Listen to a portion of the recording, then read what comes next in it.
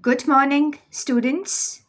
This lesson is for class 3 for the subject of General Science, topic Organ Systems, which is covered in chapter 2, Our Body Systems, starting on page number 23 of your textbook titled Nutrients in Science, Evergreen Publications, and is being submitted to you on 10th of May 2021. Dear students, hope that you all are understanding the organ systems and are revising the topics side by side. Continuing with the study of organ systems, let us now move to the digestive system. Do you know what happens to the food that we bite, chew, and swallow? Let us learn about it. When we take a bite of food, our teeth grind it into a mushy pulp. The tongue then sends it down into the esophagus, which is our food pipe. The food pipe is also known by the name of esophagus. Then the food enters the stomach, which is a sac-like, bag-like structure. Here, digestive juices are released to churn the food and break it into smaller pieces. Now, the food enters into the small intestine. Here, it is the small intestine where it is completely digested by the digestive juices. Now, the undigested food moves into the large intestine and finally is released from the body through an opening called anus. So, digestion is the breaking down of complex food into simpler form so that it can be absorbed by our body. So, we have learned the organs which make up the digestion, the process of digestion are the mouth, then the esophagus, the stomach, the small intestine, and the large intestine, and finally the anus. Now, we will study the another important organ system, which is the excretory system. Students, as you know, various processes are taking place in our body. So, certain waste and toxic materials are also produced.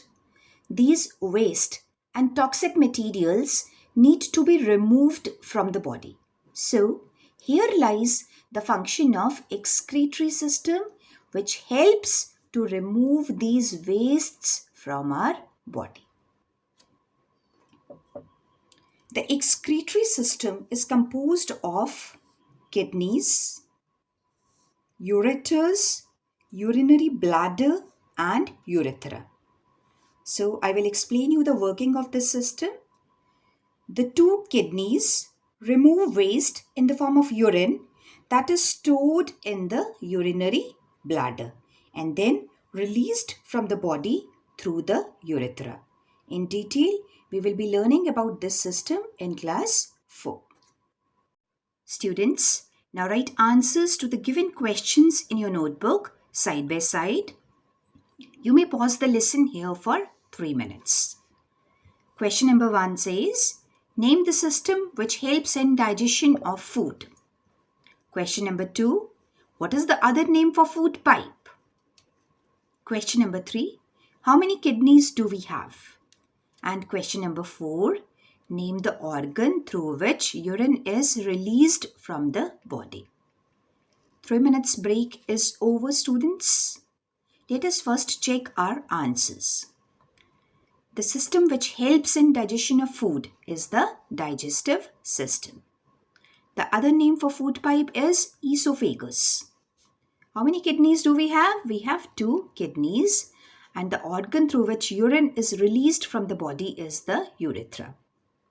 So here we have completed our topic of organ systems. Now we are going to do question answers based on the complete chapter. So children, get ready. Question number 1 is, write 3 functions of skeleton. Skeleton gives shape and support to our body. It helps us to move and it protects the internal soft organs of our body. In question number 2, you have to write down the composition of the following systems, like which are the organs which are making these organ systems to function. So in the respiratory system, the composition is nose, windpipe and lungs. Our heart, blood and blood vessels make up the circulatory system.